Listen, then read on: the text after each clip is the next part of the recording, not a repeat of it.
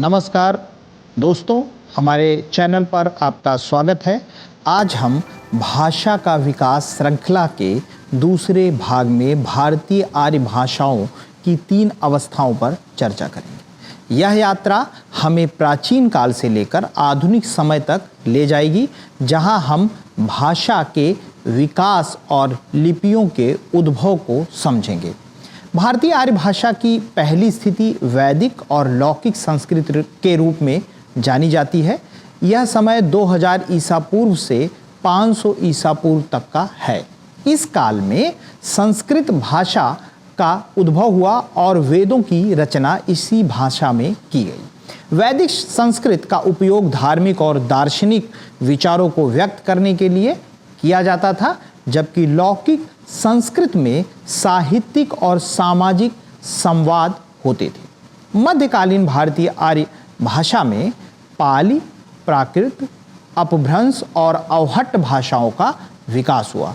यह काल 500 ईसा पूर्व से 1000 ईस्वी तक का है। पाली भाषा, इस भाषा में त्रिपिटक ग्रंथों की रचना हुई, जो बौद्ध धर्म के महत्वपूर्ण ग्रंथ हैं। प्राकृत भाषा, यह भाषा जन साधारण की भाषा थी, जिसमें पाउमचर्यु जैसे ग्रंथ रचे गए। अपभ्रंश और अवहट्ट ये भाषाएं धीरे धीरे विकसित होती रहीं, जो बाद में आधुनिक भाषाओं के लिए आधार बनी। आधुनिक काल में भारतीय आर्य भाषाएं जैसे हिंदी और हिंदीतर भाषाओं का विकास हुआ। यह काल 1000 ईस्वी से अब तक चलता आ रहा है। हिंदी का प्राचीन काल अगर देखें तो इसे शालिभद्र, सूरी जैसे ग्रंथों से जाना जाता है। मध्यकाल को अगर देखें तो इस काल में कबीर और अन्य संतों की रचनाएं प्रमुख हैं। और आधुनिक काल अगर हम देखें तो भारतेंदु हरिश्चंद्र ने हिंदी को आधुनिक रूप में स्थापित किया।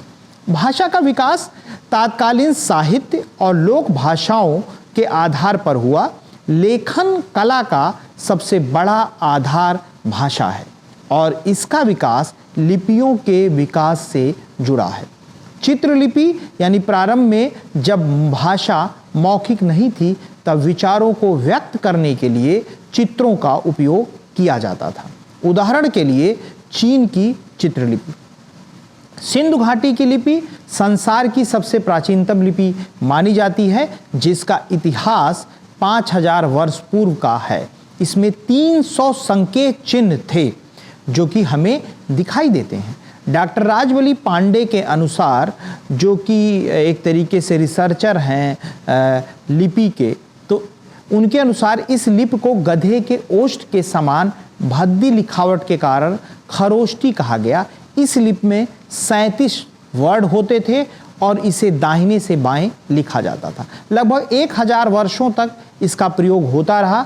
ब्राह्मी लिपि को अगर हम देखें तो यह लिपि भारत की सबसे प्राचीन लिपियों में से एक है, जिसका प्राचीनतम नमूना 5वीं सदी ईसा पूर्व का है। इस लिपि में शुंग ब्राह्मी और कुषाण ब्राह्मी और गुप्त लिपि का विकास हुआ। ब्राह्मी और खरोष्टी लिपियों से विकसित हुई यह लिपि वैज्ञानिक दृष्टिकोण से सबसे सटीक मानी जाती है, क्योंकि इसमें उच्चारण के अनुसार ही लेखन होता है। इस लिपि का प्रयोग संस्कृत, हिंदी, नेपाली, मराठी, पंजाबी और गुजराती भाषाओं में होता है। दोस्तों, भाषा और लिपियों का विकास हमारी सांस्कृतिक धरोहर का हिस्सा है। यह न केवल हमारे विचारों और भावनाओं को व्यक्त करने का साधन है, बल्कि हमारे समाज की पहचान भी है। इस वीडियो को लाइक और शेयर करें और हमारे चैनल को सब्सक्राइब करना न भूलें। अगले भाग में हम भाषा के विकास की और गहराइयों में जाएंगे, लेकिन भाषा की जो विकास की गहराई है वो अब हमारे लिपि के विकास पर में देखी जाएगी, यानी लिपियों का विकास हम देखेंगे।